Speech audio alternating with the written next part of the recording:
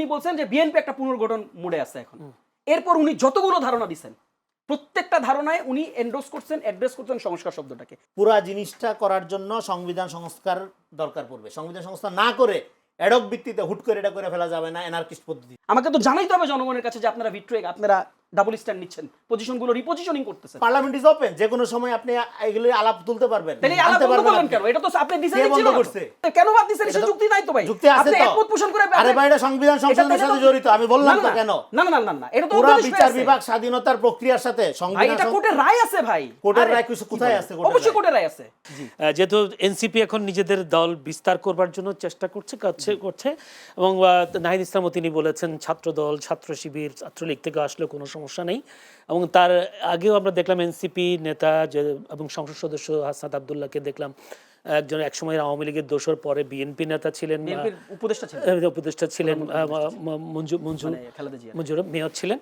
তার বাসায় গিয়ে তিনি এবং তোপের মুখে পড়েছেন।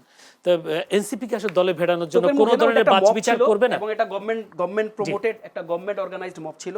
এটার নিন্দা আমরা সবসময় জানাইছি। দেখেন, আমি এই আলোচনাটাকে একটু সিকোয়েন্সিয়াল করি আর কি, আমি জানি না কতটুকু সময় পাবো। দেখেন, আমি এই জায়গাটাতে আমরা খুব সারপ্রাইজড হই। আমি সংস্কারের কথা বললে ওই সংস্কারটা খারাপ হয়, কিন্তু দেখেন রনি ভাই নিজে যখন আলোচনা উনি পুনর্গঠনের কথা বলছেন, দেখেন খেয়াল করেন এবং উনি কিভাবে করে বলছেন। উনি বলছেন, আমি একদম রেকর্ডেড, কিন্তু উনি বলছেন সংস্কার শব্দটা জামাত, এনসিপি এবং ডিপ স্টেটের একটা ওয়ার্ড, এবং এটাকে তিনি কমপ্লিটলি ডিজোন করে, কারণ 111 এটা ছিল, 111 সংস্কার নিয়ে আমি জানি ভাই, জানি, আমি বলি তো, আমার আলোচনাটা করি। উনি এই কথাটা বলে তিনি বলছেন যে বিএনপি একটা পুনর্গঠন মোডে আছে এখন। এরপর উনি যতগুলো ধারণা দিচ্ছেন প্রত্যেকটা ধারণায় উনি এন্ডোর্স করছেন, অ্যাড্রেস করছেন সংস্কার শব্দটাকে। সেম গোষ্ঠী যে 31 দফার প্রথম ওয়ার্ডটা খেয়াল করে দেখেন। সংস্কারকে কিছুক্ষণ আগে আপনি ডিজোন করলেন, কিছুক্ষণের মধ্যে আপনি ওন করলেন। এই যে ধরেন মানে ডাবল স্ট্যান্ড নীতি, তো ভাই কনফিউজড হয়ে যাই। ভাই, আপনার শব্দ দিয়ে আপনারা বোঝানোর চেষ্টা করছি। আমি আপনার শব্দ দিয়ে আপনাকে বুঝাই। দেখেন খেয়াল করে, ইভেন উনি যে বইটা খুললেন, এই 31 দফা, এটা হলি স্ক্রিপ্ট ছিল, এখন এটা হলি স্ক্রিপ্ট নাই। আমি জানি, আমি আপনার কথা বলতেছি না, ওটাও বলবো। এবং আপনি দেখেন, এই যে এখন যে বইটা উনি পড়তেছেন, এই বইটাতে 3-4টা যতগুলো ধারণা আছে, উনি নিজেই এটা স্বীকার করছেন যে আপার হাউসের ধারণাটা ধরেন, আপার হাউসের একটা মৌলিক কাঠামোগত পরিবর্তন। এটা আপনি খুব স্বাভাবিকভাবে এটা আপনি করতে পারবেন না। একটা অ্যামেন্ডমেন্ট দিয়ে আপনি আপার হাউস করতে পারবেন না, এটা সোজা না। সেম গোষ্ঠী উনি যতগুলো করছেন, ইনফ্যাক্ট সবগুলাই। এখন দেখেন চ্যালেঞ্জটা কই। চ্যালেঞ্জটা হইলে এই কার্যক্রম করতে গেলেও তো আপনার সংস্কার করা লাগবে। উনি কিন্তু সংস্কার শব্দটাকে দিয়ে কিন্তু এই কথাটা বলতেছেন, কিন্তু দেখেন আমি যখন বলতেছি এটা একটা ডিপ স্টেটের ওয়ার্ড হয়ে যেতেছে। আর চ্যালেঞ্জটা কোন পয়েন্টে? খুবই সেন্সিটিভ চ্যালেঞ্জগুলো কই জানেন? চ্যালেঞ্জগুলো যেমন স্থানীয় সরকার আলোচনাটা যখন আসলো, স্থানীয় সরকার আলোচনাটাতে রনি ভাই বারবার বলতেছেন এটা আইন হয়ে গেছে। আরে ভাই, এটা একটা যখন আইন হয়, এই আইনটা তো এটা তো ফর দি টাইমিং হয় নাই। এটা আপনি আবার কবে চেঞ্জ করবেন, ওটার জন্য কি আমি আলোচনা আমার রাখবো? আমার একটা সুযোগ নাই তো। এই আইনটা আপনি যেটা করছেন, একটা কমপ্লিট সবরিদ একটা অবস্থান নিয়েছেন। আপনি বলছেন ফায়ার করা যাবে না, এরপর আপনি বলছেন ফায়ার করা যাবে, কমপ্লিট অপোজিশন অবস্থান। কাজে এটা বোঝার জন্য ভাই খুব বেশি ডিসকাশনের প্রয়োজন নাই। আর সবচেয়ে সেন্সিটিভ জিনিস আমি বারবার বলতেছি, দেখেন আমার যেটা খুব ক্লিয়ারলি মনে হয়েছে, বিএনপি তার নিজস্ব অবস্থান থেকে সরতেছে, কন্টিনিউয়াসলি সরতেছে বিএনপি তার নিজস্ব অবস্থান থেকে। বিএনপি বলছে এই জুলাই সনদ বাস্তবায়নের তারা হরফে পালন করবে, এরপর তারা একটা লেজ জুড়ে দিচ্ছে। লেজটা হচ্ছে যে আমার ডিসেন্ডিং সহ। এই ডিসেন্ডিং এর আলাপটা আমি জানি না কই থেকে আসছে। মজার ব্যাপার আপনাকে বলি, এখানে জুলাই সনদ স্থানীয় সরকার এই আপনার স্বাধীন যে কমিশন ইয়ার ব্যাপারে, বিচার বিভাগের স্বাধীন কমিশনের ব্যাপারে তো ডিসেন্ডিং ছিল না।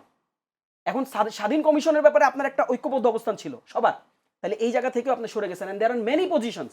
কাজে দেখেন আমার কাছে মনে হচ্ছে কনফিউজিং পজিশন। এই জায়গা থেকে সরে আসা দরকার। ওটা কতটুকু প্রত্যাশা রাখতে পারেন? তারা বলছেন যে পরবর্তীতে সেগুলো সংসদে উত্থাপন করবেন, সেখানে যাচাই বাছাই করে তারা এটা একটা নতুন একটা আইন তৈরি করবেন। এখন যদি নতুন আইন তৈরি হয়, জনগণের স্বার্থে হয়, ইটস ওকে, আমরা অ্যাপ্রিশিয়েট করব। কিন্তু আবার আপনি কখন করবেন এটার ধারণা, এটার জন্য আমি চুপ থাকতে পারবো না ভাই। আমাকে তো বলতে হবে আমার কথাগুলো, আমাকে তো জানাইতে হবে জনগণের কাছে যে আপনারা ভিট্রেক, আপনারা ডাবল স্ট্যান্ড নিচ্ছেন, পজিশনগুলো রিপোজিশনিং করতেছেন। আমি তো আপনি ভাই এত সাধু সন্ন্যাসী হয়ে যান নাই যে আপনি চোখ বন্ধ করে আমি বিশ্বাস করবো। এটা রনি ভাই পারতেছে, আমি জানি না কিভাবে পারতেছে, আমি পারতেছি না। কারণ দেখেন আমরা তো প্রতারিত হইছি, ব্যাক টু ব্যাক প্রতারিত হইছে, বিভিন্নভাবে প্রতারিত হইছি। আর ধারণাটা কি, একটা রাষ্ট্র ব্যবস্থার ধারণা কি? ধারণা হচ্ছে যে আপনি এই চোখ বন্ধ করে আপনি কারোর জন্য অবস্থান নেবেন না বলেই তো এই ধরনের লিখিত আইন হয়, এই ধরনের লিখিত কমিউনিকেশন। আমি জাস্ট শেষ কথাটা একটু বলি তেল নিয়ে। আচ্ছা, আপনি রনি ভাইকে যেতে চলে যান। বাবু যদি একটু যেতে চাই, এখানে তথ্যগত একটা বিভ্রান্তি আছে। আমি বলতেছি না মিথ্যা কথা বলতেছি। এখানে রুট অফ ডিসেন্ট আছে জুলাই সনদে বিএনপির এই যে সুপ্রিম কোর্টের বিচারক নিয়োগ সংক্রান্ত আইন বিধানে এখানে 4টি দল একমত নয়, এর মধ্যে 21 নম্বর এটা বিএনপি আছে। তারপরে সুপ্রিম কোর্টের বিচারক নিয়োগ প্রক্রিয়া, এখানে একটি দল একমত নয়, 21 বিএনপি আছে। এখানে নোট অফ মানে ডিসেন্ট আছে, ইশতেহার জুলাই সনদ, হ্যাঁ নোট অফ ডিসেন্ট আছে, ফলে এখানে বিএনপির কোনো নোট অফ ডিসেন্ট নাই, এটা বলে দিলে এটা সঠিক না, তথ্যগতভাবে সঠিক না। আরেকটা হলো দেখেন, আমি পুনর্গঠন এবং সংস্কার শব্দটা ভাইস ভার্সা ব্যবহার করছি, ব্যবহার করে আমি এটা বুঝাইছি যে আপনাদের সংস্কার এজেন্ডা বাংলাদেশে নতুন না, 111 থেকে শুরু হচ্ছে, ফলে আপনার মন মতো করে সংস্কার যদি কেউ না করে, ভাই এখানে ভুল আছে। আমি জুলাই সনদ থেকে পড়ে শোনাই।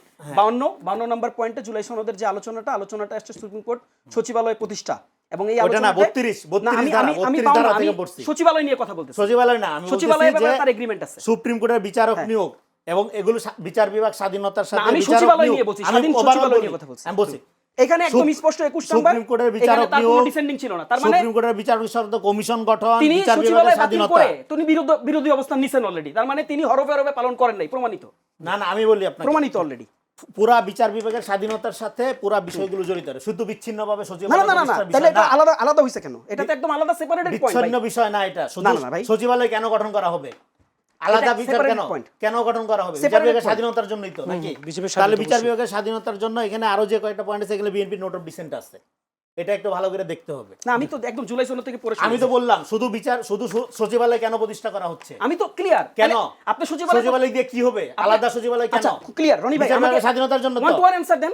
আপনি সচিবালয়ের বিরুদ্ধে অবস্থান নিছেন কিনা? না নেন নাই, এটা করা হবে। আপনি বলছেন এখানে 21 নম্বরে আপনি ডিসেন্ডিং দেন নাই, একমত হইছে। এখন কি করছে? আপনি না করে দিছে, বাতিল করছেন। হ্যাঁ বাতিল করে দিছে। ওমা অধ্যাদেশ বাতিল করলেন না? নো, স্থগিত করছে, রহিতকরণ করছে। আমার আর কোনো সে নাই।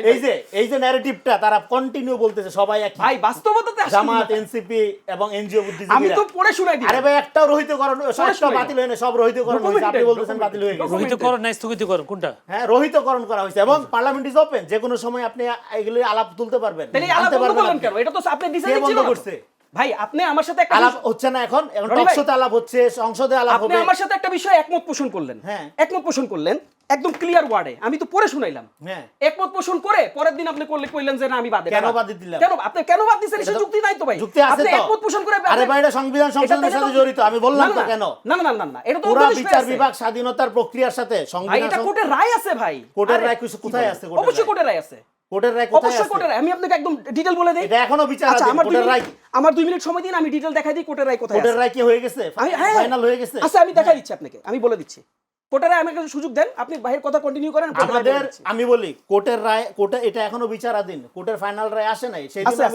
সেদিন আমি আমাদের অ্যাটর্নি জেনারেলের বক্তব্য শুনলাম।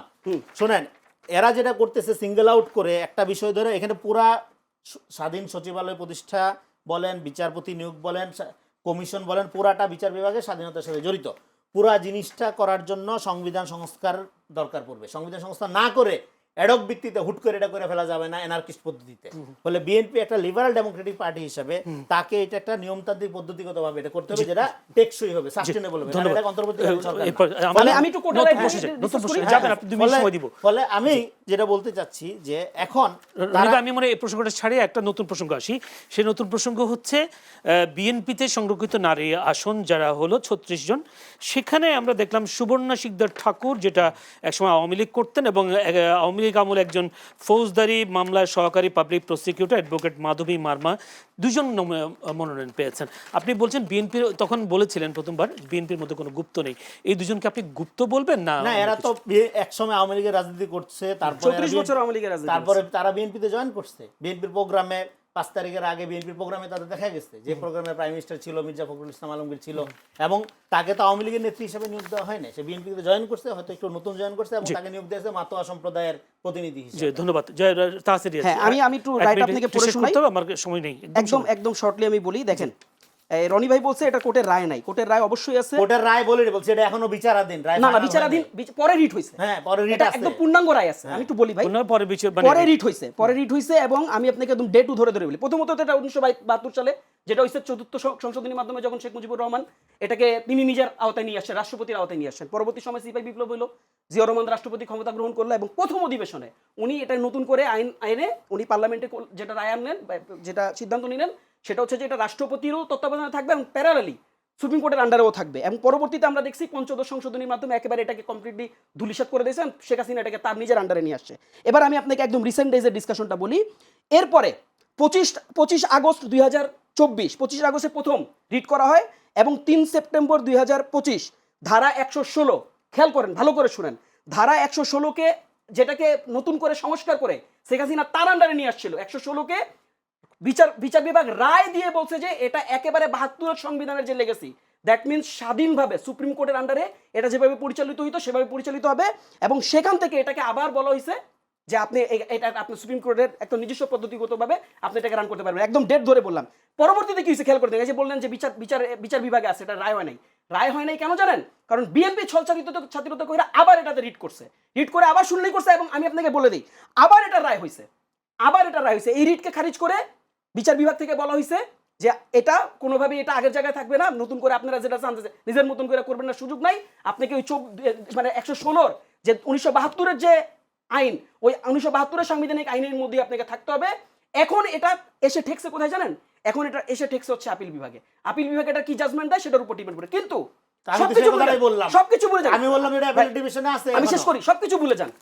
এই কথা তো আপনি বলছিলেন আপনি করবেন, আপনি কথাটা ঘুরাই দিচ্ছেন কেন? এখন আপনি ডিসেন্ডিং দেন নাই, আপনি নিজের আপনি 31 দফায় নিয়ে আসছেন, আপনি এই যে বেনিফিস্টার পুরানিবের পয়রা শুনাইছে বেনিফিস্টার নিয়ে আসছেন, সবকিছু আপনি করছেন, আর আপনি এটা করবেন না। জি, ধন্যবাদ দুজনকে।